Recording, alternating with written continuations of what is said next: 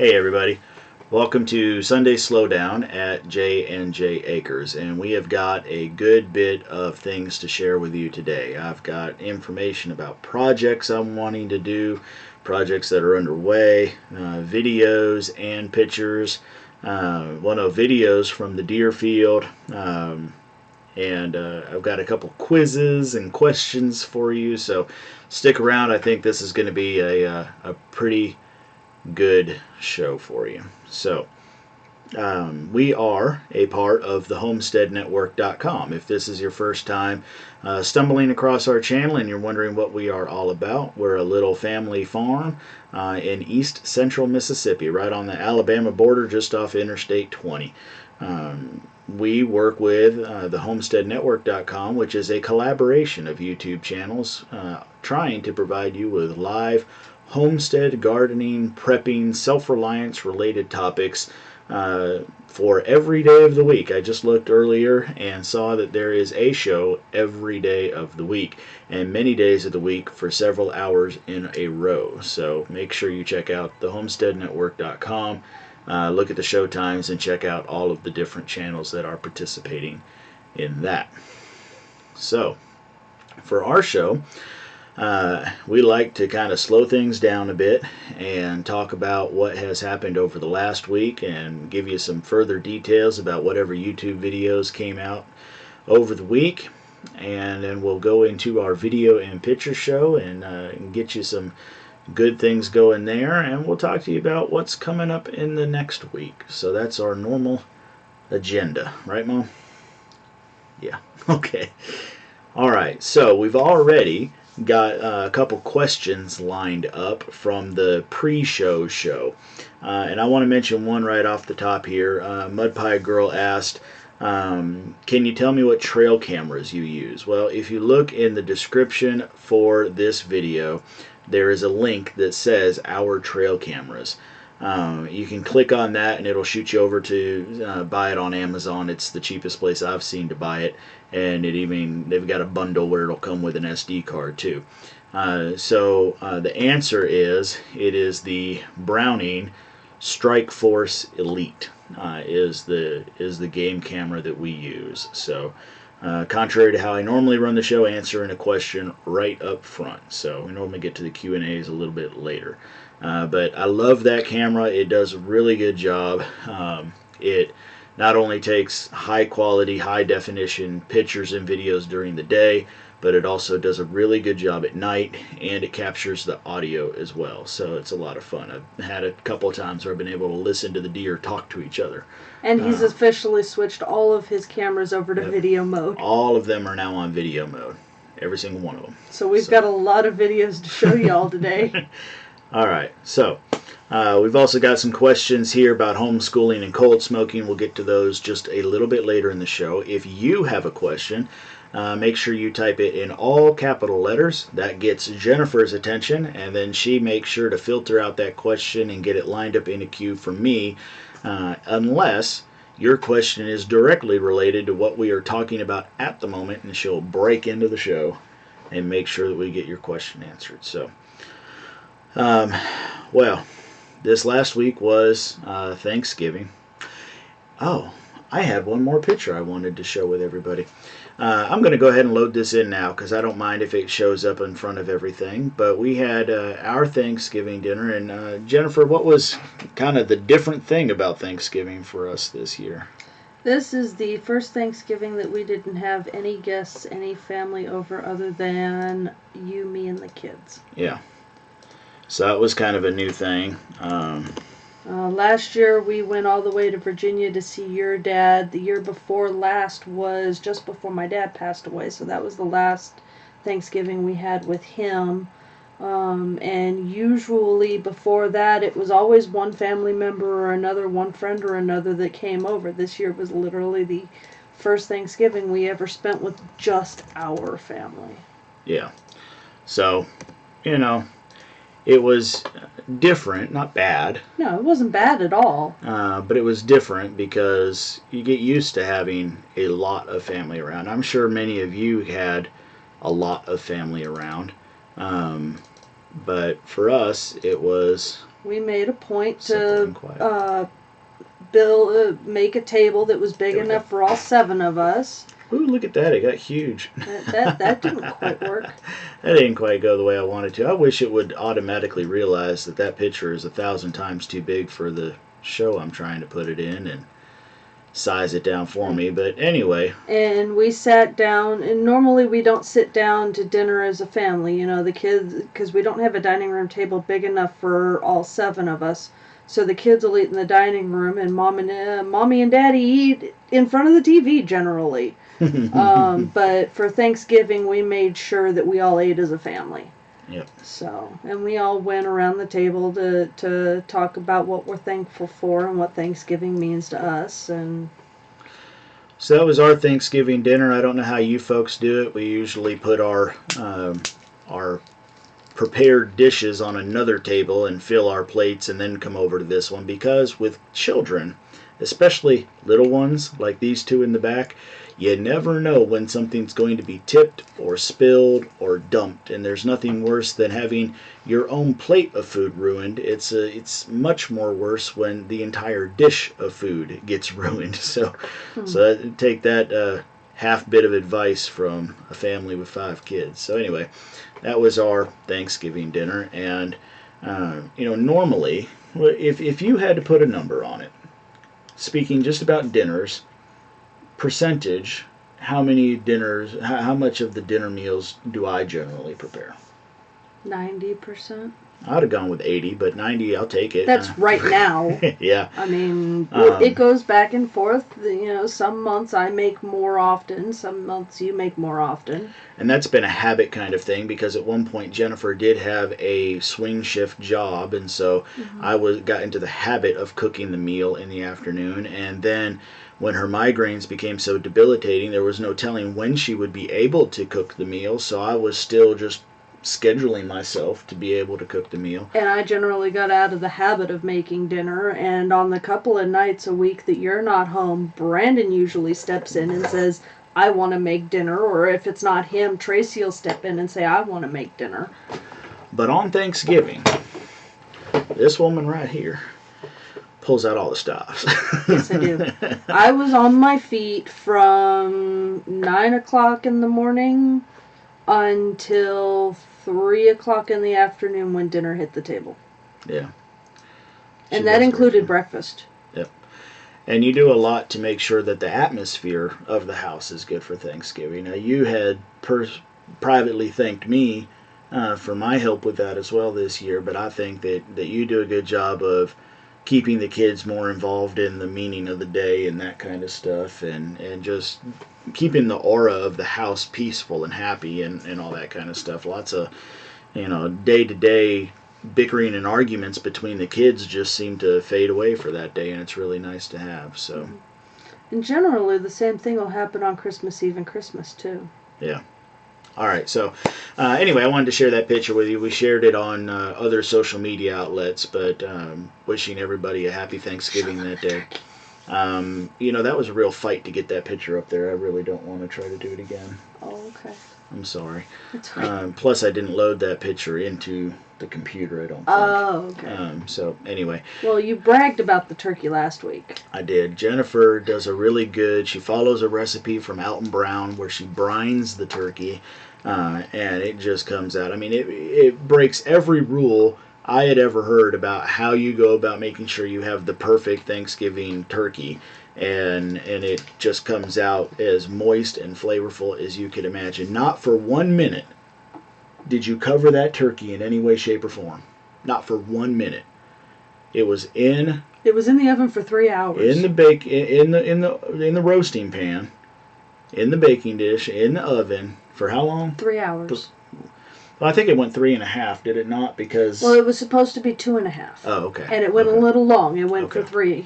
Yep. So, I mean, man, I've heard of people cooking turkeys for 8 hours in a day, and I understand that that's got a lot to do with, whether or not you had a 14-pound turkey or a 25-pound turkey. Right, Yeah. and it was 14 pounds. Yeah, we had what many would consider these days a small turkey. It was 14 pounds, and we still had a lot of leftovers. We still have leftovers of turkey. Now we got to get off this Thanksgiving topic, but there is one dish. Y'all no, listen. we didn't make a turkey video.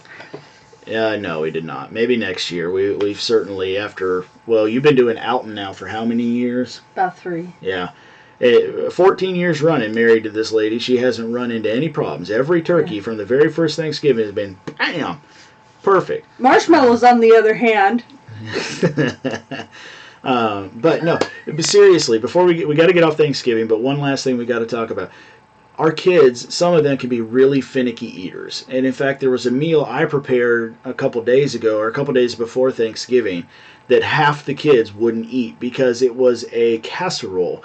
And in there was potatoes, which 2.5 of the kids don't like. One of the kids will sometimes eat it, sometimes won't. There was corn in there, which 2 or 3 of the kids don't like. There was peas in there, which 1 or 2 of the kids don't like. And some leftover Boston butt that had been shredded up. And it was a disaster because half the family just would not eat dinner. They just had no desire for it. I thought it was freaking delicious. But it was Daddy trying to come up with what we had and using what we already had and make a casserole so that we could have dinner that night. Well, anyway, so out of all this finickiness, can y'all imagine? I'm going to pause for just a second, and I want you to think about what could you imagine is the one dish that Jennifer has to prepare like an entire army is coming to dinner, and then still has to prepare for 2 armies if she wants to make sure there's leftovers of it. What dish is it that the kids love so much that they just devour it? They devour it and want more. They want seconds, and then they want, for the next day, they want to eat it for lunch, and then for the next day, they want to eat it for lunch again. It got bad enough, folks. I had to put aside a Tupperware with some in it just for Jennifer to make sure that the kids knew that Tupperware was off limits and they could not eat that one because Mommy needed leftovers too. Keeping in mind that it's only 3 days past Thanksgiving. Yeah, and it's gone. It's gone. All right, so... you didn't tell them what it was? I didn't, because I was really hoping to see if there were some comments here about whether or not anybody was going to take any guess. All right, so we got a guess here for sweet potatoes. Nope, it wasn't the sweet potatoes. Chicken dressing. Nope. It's not the... In fact, me and... Well, I guess... I don't know. It wasn't the stuffing. Yeah, I love the stuffing, but... there's a couple of the kids that mingle in it, but I could just sit there. We made one box of stuffing. No.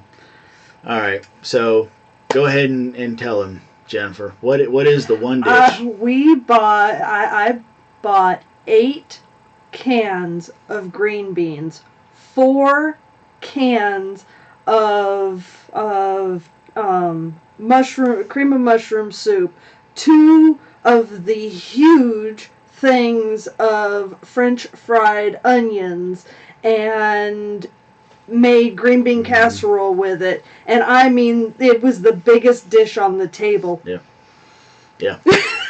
It barely fit inside of a 4-quart casserole dish. I mean, up to the brim, 4-quart casserole dish.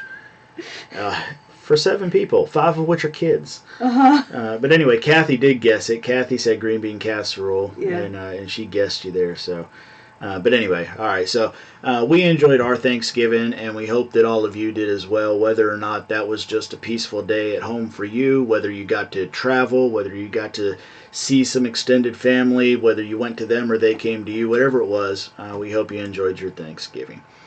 All right, so let's jump into the main parts of the show and talk about what was on the videos last week. So last week there were 2 videos that all had to do with freezing weather here at the homestead. One where I specifically showed you our green stock vertical garden. I always call it a tower, but they call it a vertical garden. I don't know why. And the next one where I showed you the tomatoes and a couple other things around the property. So the green stock garden is doing great. In fact, I just had to go in there and thin it out a little bit today, and I'll talk to you more about that in a minute. And the tomatoes are officially done. They are done. I have got a good bit of them in the kitchen, ripening on the counter, but the vines have completely died. And even on the third night, some of the frost actually got through the plastic and got to some of the fruits as well, to the tomatoes. So some of the tomatoes weren't even worth bringing in. So I learned my lesson there. When I know it's going to freeze, if I don't have a heated place for the tomatoes, I need to just call it quits and stop trying and bring them in. For all of those that participated in the tomato video, I really thought that they would ripen, but I think the reason they did not is it just never got hot. It never got below freezing, or it took an extra week and a half to get below freezing from our average first frost, and then our first frost was a hard freeze.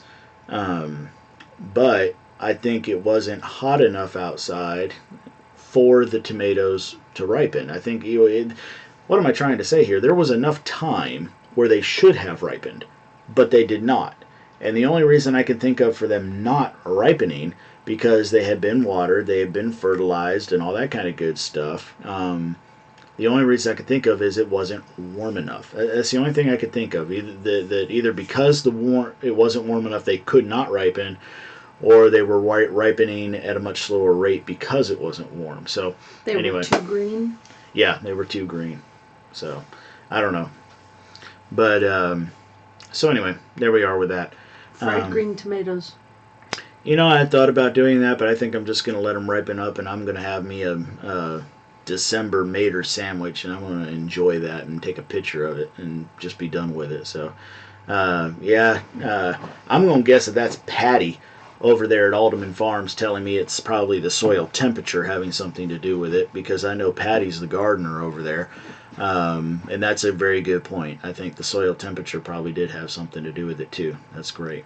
That's a good point. Thank you, Patty. But I also showed you some good things. The fish tank is going strong. We have had one or two losses, little tiny fish that we have had for whatever, Tommy. You don't know nothing about soil temperature. Stop faking it. That's funny. It's funny. Anyway, we have had one or two losses with the fish, but those were fish that were previously indoor fish. So first off, they were probably already a year old to begin with. But anyway, but many of the goldfish are fattening up, so we're pretty happy to see that. So the fish pond is still doing well, and all of the plants around the fish pond. I didn't mention that in that video, but all of the plants are doing well around it too. And if you noticed somewhere, I'm pretty sure there was a picture or part of the video where I've added some flowers around it and things like that. So we've got a lot going on out there right now. Let's see here. And I also showed that the pigs were doing well. The pigs are doing fine with the freeze. Now, I tell you what, there's the mama who's already given birth, and then there's the mama who just seems to keep getting bigger, who a couple times looked like she was about to give birth, but now it's like her milk line's not there, and I don't know what's going on with her. But anyway, I guess we'll just wait and see. So I'm going to kind of switch things up just a little bit and mention that next week you'll see some more of the pigs. So that's one of the videos coming out next week, is an update on the pigs and something that we do with them. So I'm just going to leave it out there like that, and invite you to come back on Friday. We've dedicated ourselves to a new schedule where we will, at the minimum, have a new video every Friday morning, and this live show on Sunday night. Now, that does not mean that there might not be 2 or 3 or 4 videos in the course of a week, but I'm guaranteeing you I'm going to put out a new video every Friday, and it goes live at 6 a.m. Central Time. He's been doing it already for at least 6 months. So. Yeah. So make sure that you subscribe to the channel and turn on the notifications too, so you get that email to remind you on Friday morning that new video came out. So I get mine. Do you? There you go. make sure you check into that, please. That's the best support you can really do for us, is subscribing to the channel and watching the videos and leaving a comment. And then if you really want a gold star, you can share the video with some people. We share the video everywhere we can, but Google knows who we are, and they don't care that we share our own video. They want to know that other people are sharing the video. So if you get a fancy, help us out there too. Think about this chain. If you guys watch our video all the way to the end, turn around and share our video, the more often that's done, the faster he gets to stay home, the more videos he'll make. Tommy, I can certainly understand about having to leave, sir. No hard feelings there, and I'm sure you took everything I said with a grain of salt and a laugh on your face. So have a good night, sir. Oh. All right. So that was the update on things around the property with the freezes that we've started having. We did go out and check on the Christmas lima beans today. They too died back in the freeze. They should have tolerated a frost, but we had a hard freeze. It got about 3 degrees cooler than it was supposed to, and I did not cover them, and so they are freezing, or they have frozen and are dying back. But we went out there today and I cracked open one of the pods and it looked good. So we're going to wait a couple more days for the rest of the pods to die back, and we'll be harvesting some Christmas lima beans. So yeah, I think that's everything I shared with you in that video. Speaking of things being cold on the property, let's switch on over to the picture show, because there is something else that I shared recently on social media, and it's something I want to try to emulate. Not necessarily make an exact copy of, but certainly make something very similar to it, and that is this. This is the south part of our home.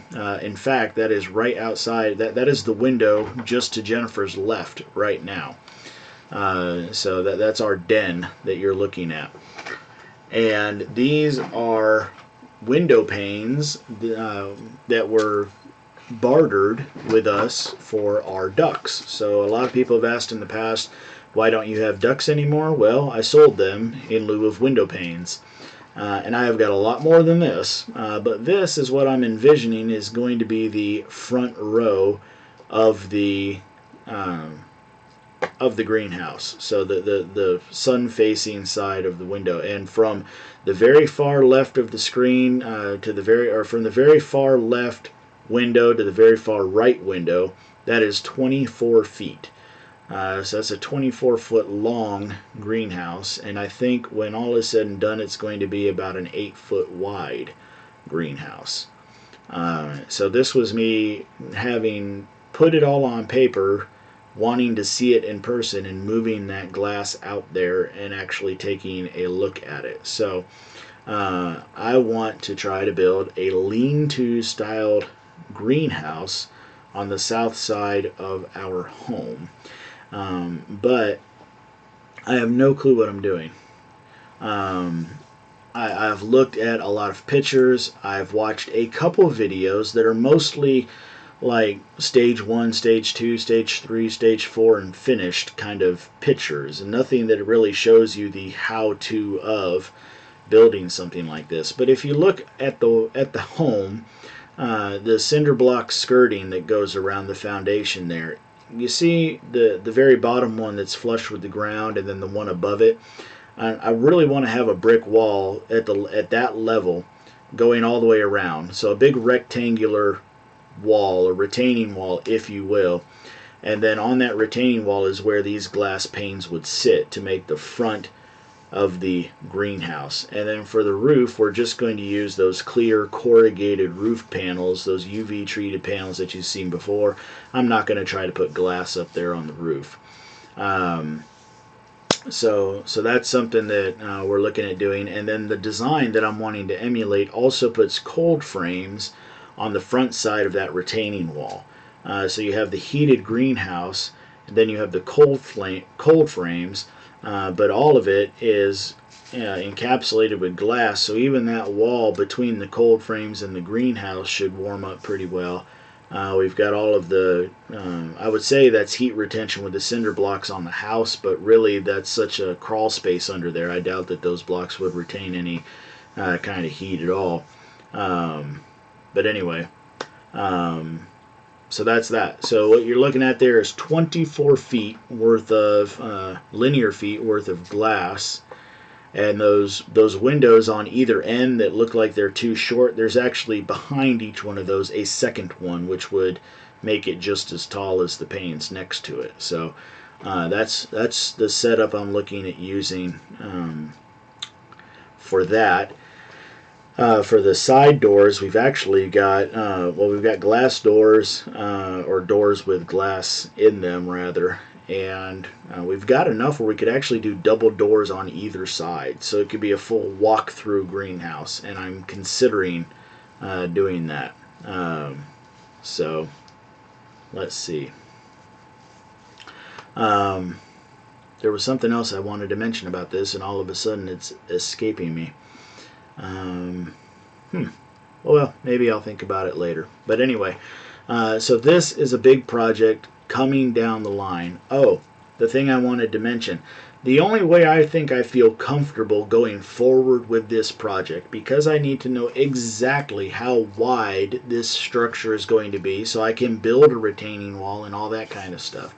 I think the only way I can be comfortable doing that, because I don't trust myself with a tape measure and a pencil and doing math. I know how to do math. I'm not scared of math, but I don't trust myself. So I think what I want to do is lay this glass down and build the framework for it first, and be able to have that framed in wall for this glass, and then be able to say, 24 feet and 3 inches rather than just exactly 24 feet or whatever the case may be. Tree's asking what kind of siding do we have on our house. I don't know what the commercial construction terminology for it is, but it's, I don't know, it's painted barn wood. It's the same kind of plywood if you go to the store and buy it, where it looks like it's individual slats of wood, but really it's 3/4 inch plywood that just has a groove cut in it every 6 inches and then painted. There you go. Well, I don't know if it would. How do I find out whether or not that humidity is going to be a problem for my kind of siding? Or what do I need to do to replace? Can I put something over that? I guess you wouldn't want to put something over it. You'd have to replace it. I don't know. I'd love to sit here and go back and forth, but y'all realize there's like a 20-second delay between when I say something and then you type something. So it'd be very hard to have this conversation. If you've got information about building something like this, feel free to shoot me an email. It is Jared, Jared, at jnjacres.net. Jared, Jared, at jnjacres.net. I didn't build the home myself, so I don't know what exactly to call that kind of siding. Let me know what we would want to do with that.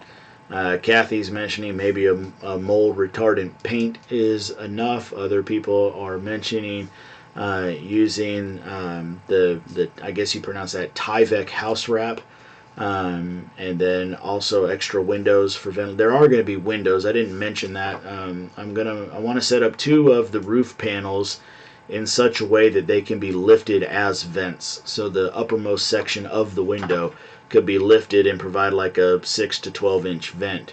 And then of course the doors on either side could be left open as well. So, John, I don't have your contact information, but I just gave you mine. If you'll reach out to me, I'll be happy to reply. I'd love to hear what anybody says. I said when I first mentioned this, I have not done it before. I don't know what I'm doing. So I would love to hear what you've got to say. Susan also mentions watching Troy Reed's video and covering it up with tar paper. So it sounds like there's a couple different options. She's also saying the Tyvek will work. So there we go. Um, if you have gabled greenhouse, the sloped ceiling has heat enabled. Yeah, okay. I don't even know what that is, but Jennifer, will you copy down his email address for me? Got it. All right, John, I'll contact you offline. We're kind of losing time here, but anyway, that's a big project that's a big project that I want to work on, and so I want to bring you guys along with it, be a part of it with me. So let me know what you think. Let me know what you think about that. All right, so moving on, we'll go to the next picture here. This is something I want to have fun with. If I can get to my pictures here. Do you recognize that leaf? That's a very unusual leaf, and I saw that leaf and it caught my eye. It was one of those passing things where all of a sudden I saw something that felt out of place. I didn't recognize that leaf, and it threw me for a loop. And then it wasn't until I saw another leaf a little higher up the tree that immediately clued me in onto what kind of a tree this is. So at the same time, it's a leaf that I've been looking for on our property for at least 4 or 5 years now. Well, not this leaf, but the next one. Yeah. This would have caught your eye as well, but would you have known what kind of a tree that was a part of? Not necessarily, but I would have known to look for the next one. Yeah. So leave your guesses. What kind? This is the first time we have found this kind of a tree on our property. I'll start giving you some clues. Susan Sullivan would like to know if it has purple berries. I have no clue if it has any. I don't know if it produces a berry as a fruit. I've never heard of such a thing. John Lord would like to know, is this a tree or a shrub? We're playing 20 questions now. It can be both. In some areas it will grow as a tree, as it will here in my area, but in some other areas it will grow more in a shrub form. So that is a good question. It has both medicinal and edible properties. However, as the biggest clue, the edible properties of this plant have been in question for several decades, and as such, it has fallen out of use in the common commercialism. In the U.S. In the U.S. It is not used commercially, or if it is used, it's not to the length that it used to be. So here we go now. Let's take a look at a different leaf. Hilltown would like to buy a vowel. That's funny. I'll give you a U. That's funny. No. There's no U in that. No, there's no U in that. Don't trust Jennifer. She's leading you astray. All right, here we are.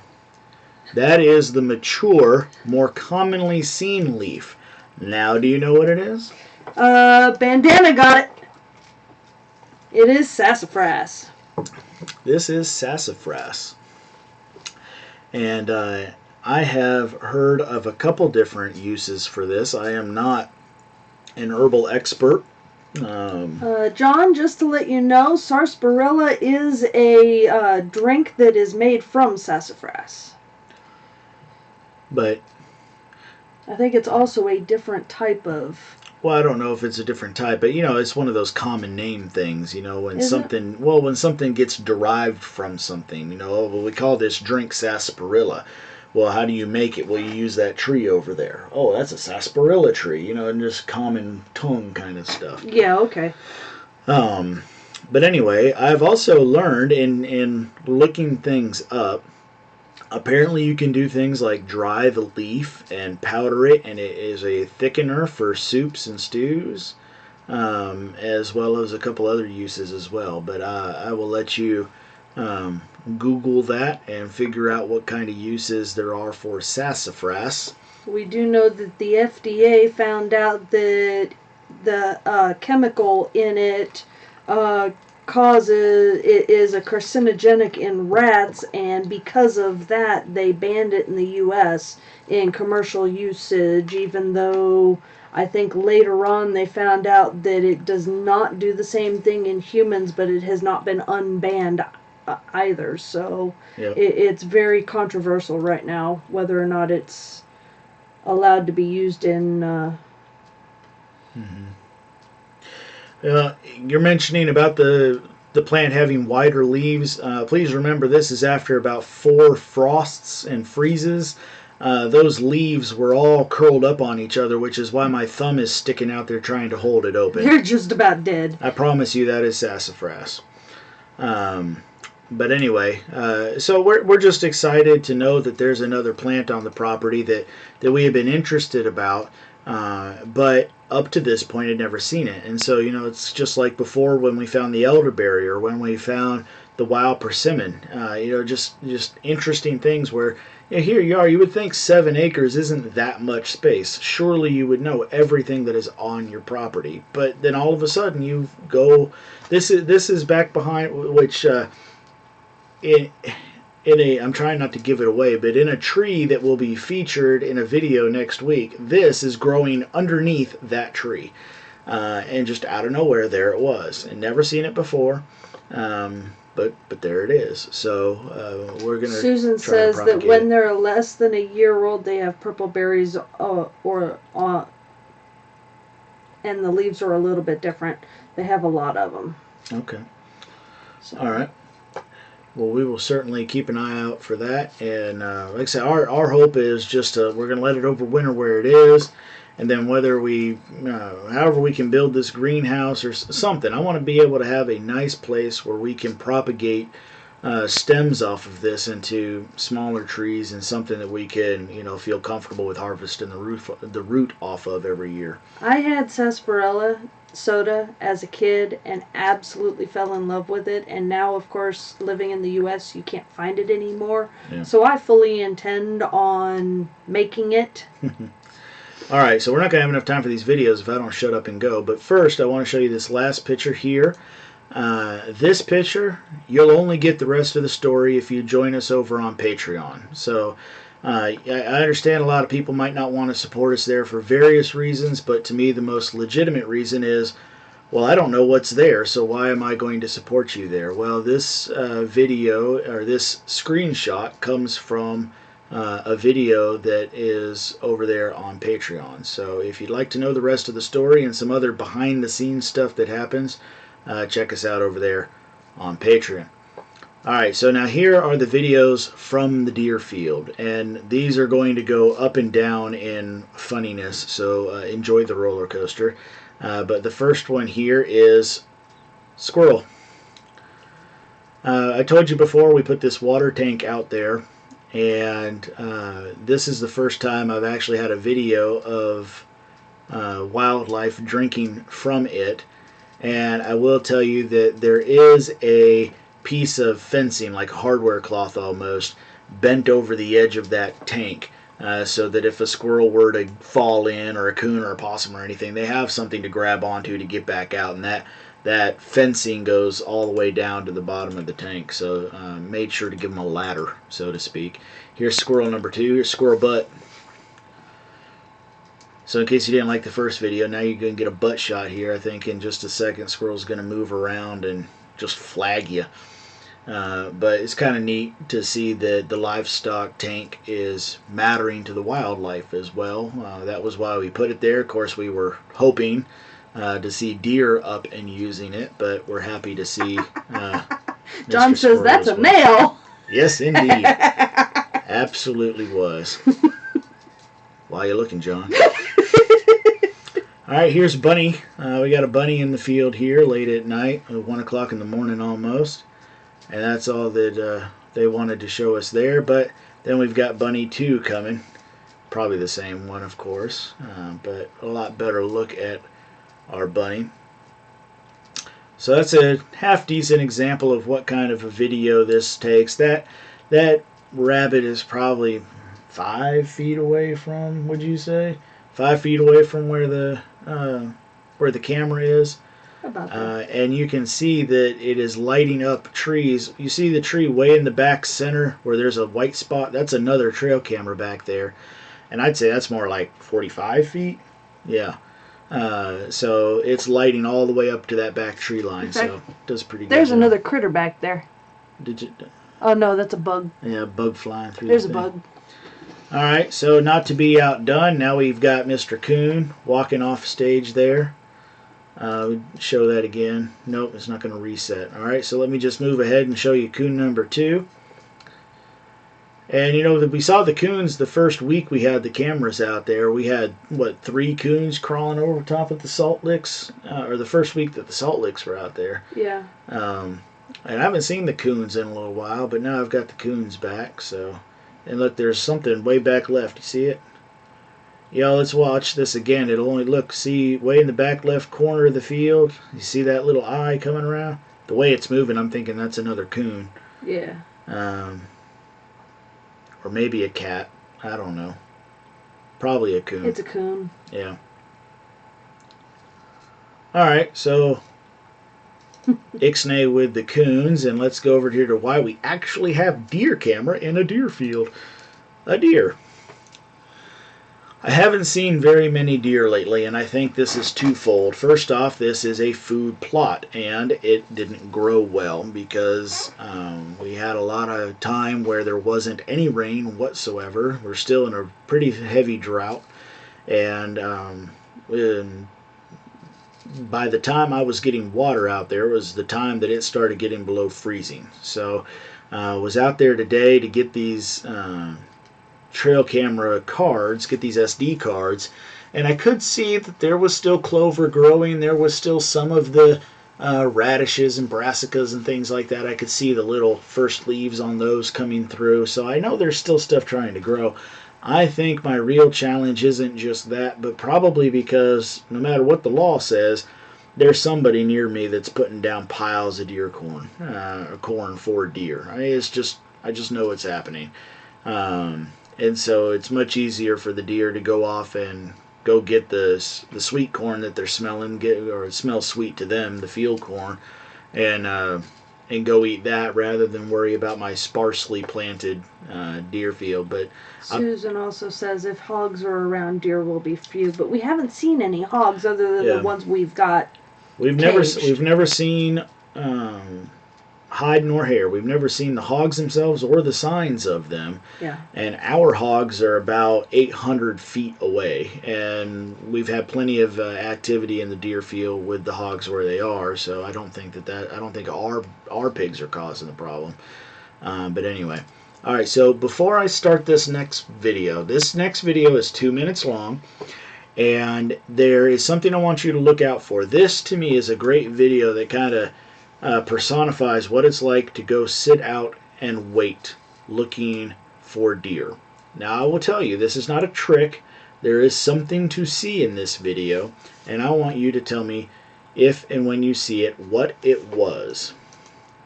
So, and I don't mean the squirrel. Somebody's already typing squirrel. I'm going to slap your hand. The squirrel activates the camera. Now you can see this is a foggy morning. It's 8 o'clock in the morning. It's foggy as all get out. The squirrel activates the camera, but the squirrel's not what's worth looking at. So if you're a hunter and you're sitting out there in your deer stand, in your blind, in your ladder stand, and you're sitting there bored to tears, here it is 8 o'clock, so the sun's already been up for 2 hours in our area, and you're watching this squirrel for something to look at, and I wonder if instead you missed something else. So let's keep an eye out here and find out whether or not there's anything else we could be looking for.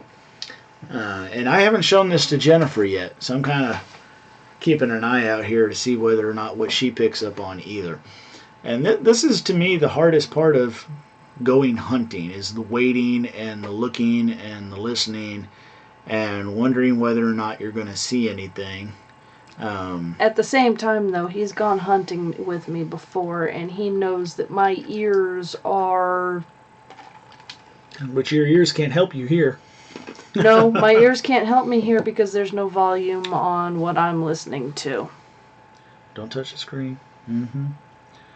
So have you all seen anything yet? Is there anything worthwhile to write home about?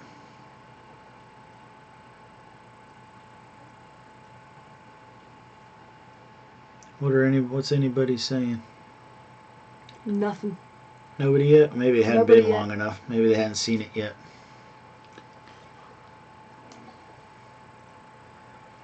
Did you all catch that? There you go, right there. Yep. So, how many did you see? You go ahead and start taking guesses. How many deer did you see? Um, Now, the negative side about this was those deer were just barely off my property and walking away from it. They didn't turn around and come to my deer field. So Yeah, so we wouldn't have been able to do a thing about it sitting in our... just sit there and watch them walk away. Yeah. That was so terribly frustrating. 2, 3, 2. I saw 2, so now I'm gonna have to go back and watch it again some other time because now you got me wondering maybe I missed something. But I only saw 2. all right, so running out of time here. Let's get over to some fun things. We have a couple of cats that are outdoor cats. Yeah, right. Despite my best effort, my family has turned them into indoor cats. No. But they generally spend a lot of time outside, and here is the first one. Now, this cat is named after a bird, because that's kind of fun. Yeah. And I think after I show you both videos, we'll tell them why both of these cats are named this way. But this cat's name is Sparrow. So here's Sparrow doing his best to try to get some other hunter to shoot him, thinking he's a miniature bobcat or something. The only thing he's missing are the tufts on his ears. Yep. He is an American bobtail cat. And if you're at all familiar with the size of a large livestock tank, and you can the camera's kind of not showing it there. He's barely off to the side of that. But anyway, so there's Sparrow showing off for the camera. We honestly did not know that Sparrow went that far out away from the house, so it was kind of interesting to see him in a picture there. The next one we knew he went. He goes everywhere. Yeah. Yeah. So this cat's name is Jack. And when I first brought in the trail camera, I don't know how it looks on your computer, but when I download all of these video files, it shows a thumbnail of the video. And all of a sudden, as I just take a cursory look at it, it shows this black mass. And I just said, what the heck is that? And I open it up, and it's Jack. And I don't know. That's our Black Panther. Yeah, we just call him the Panther. That is a huge, stinking cat. I don't even know what he weighs. 18 pounds. 18 pounds? He's massive. That cat is... I mean, I know there's bigger domesticated cats out there, but that cat is huge. Yeah. He's just huge.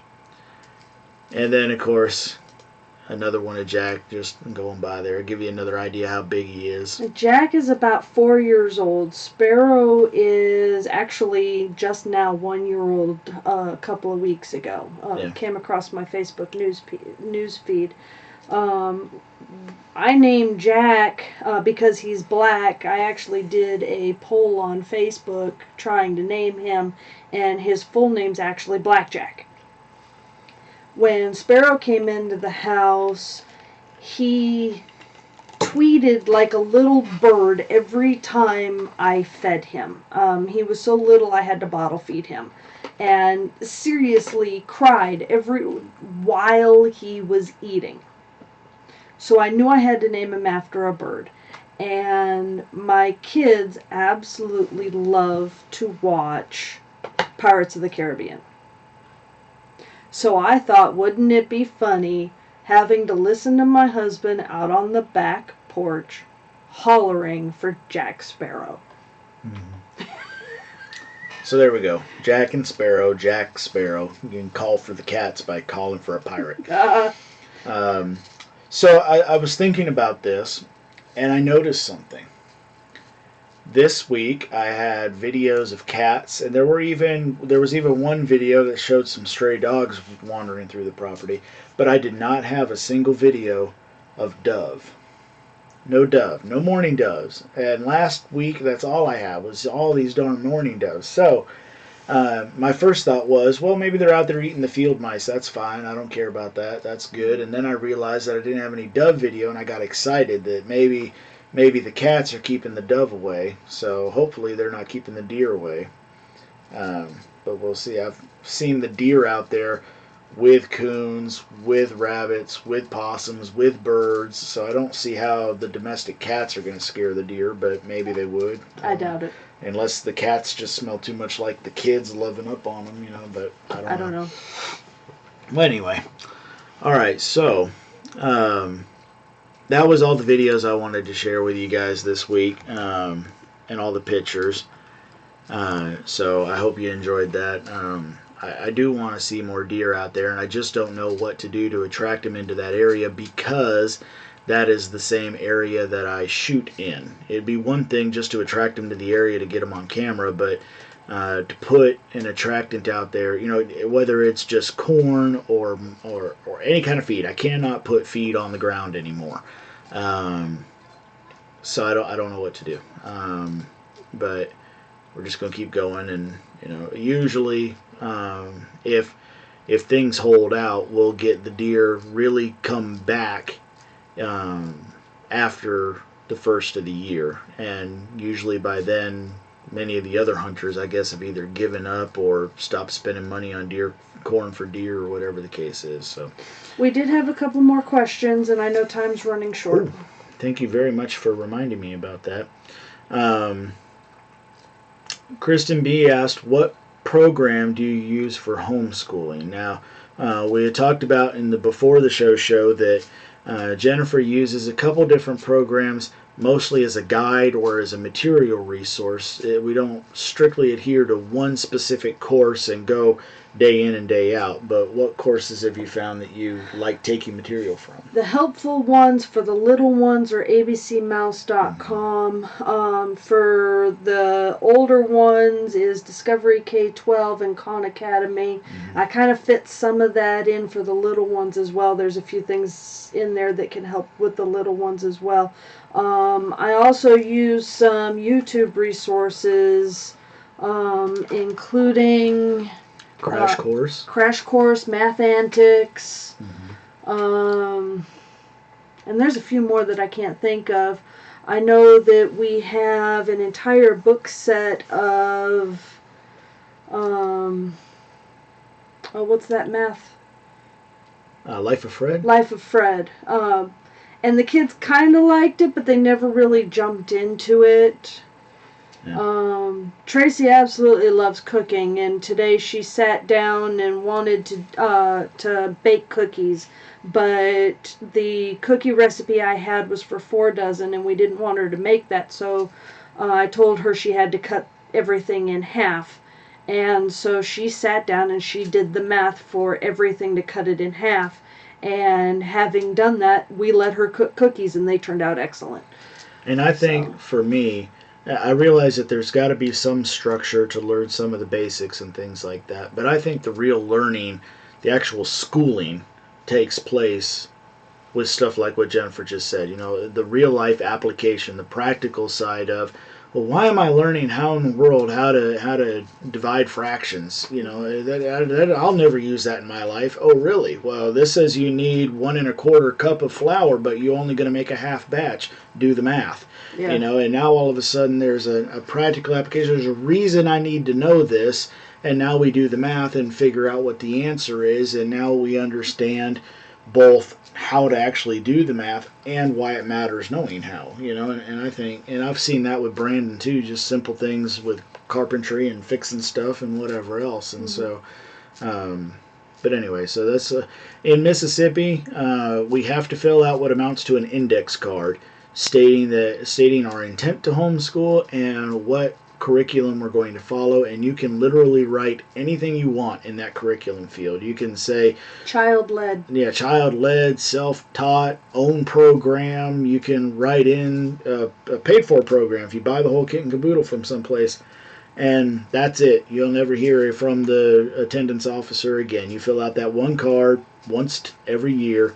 And with Mississippi, we don't have to do any kind of testing for the state or anything, so...